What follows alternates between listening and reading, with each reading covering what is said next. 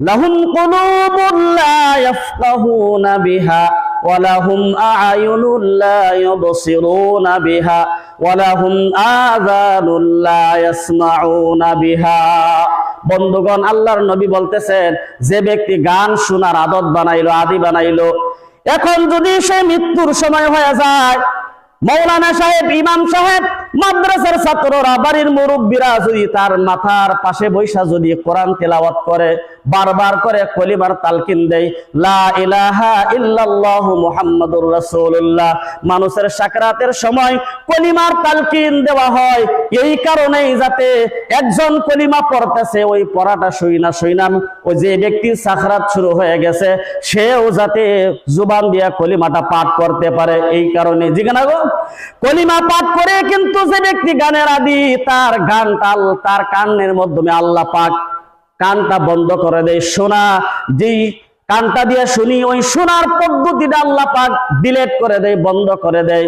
বারবার, হাজারবার, লাখবার কোরআন তেলাওয়াত করলেও, কলিমা পড়লেও সাকরাতের সময় সে আওয়াজটা শুনতে পায় না।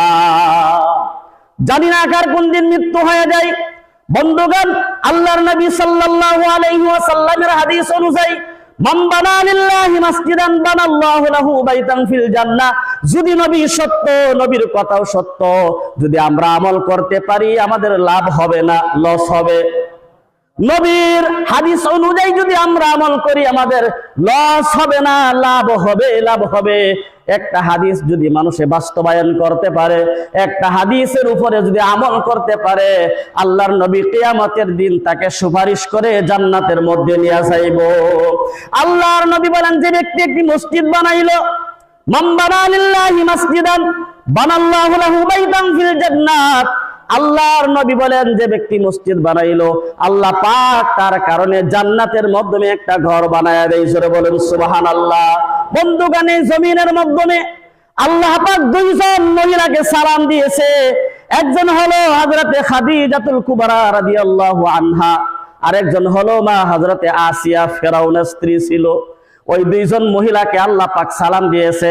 বন্ধুগণ, ফেরাউনের ঘরের মাধ্যমে হযরতে আসিয়ার এত জ্বালা যন্ত্রণা ছিল। বন্ধুগণ, হযরতে আসিয়া দুনিয়া থেকে যাওয়ার সময় যখন আল্লাহ পাক বলেন, হে আজরাইল, ওই যে জান্নাত থেকে উঠায়া হযরতে আসিয়ার সম্মুখে রেখে দাও, আসিয়া যাতে দুনিয়ার জমিন থেকে হাসতে হাসতে জান্নাতের মাধ্যমে প্রবেশ করে। যখন জান্নাতটা তার সম্মুখে রাখা হইল, হযরতে আসিয়া বলতেছেন, হে ফেরেশতা, যাও আল্লাহর কাছে বলো, আল্লাহ যাতে আমাকে আমার সম্মুখে জান্নাতটাকে হাজির করেছে, জান্নাত আমার সম্মুখে হাজির, আমি আনন্দিত, কিন্তু আমি আরো আনন্দিত হয়ে যাইব। আল্লাহকে বলো, বলো আল্লাহ যাতে আমার কারণে জান্নাতের মধ্যে একটা ঘর বানায়া দেয়। সুবহানাল্লাহ। বন্ধুগণ, আল্লাহর নবীর কথাও সত্য। হযরতে ফাতিমাতুজ জাহরা রাদিয়াল্লাহু আনহা সমস্ত মহিলাদের সর্দারিনী যিনি হবেন,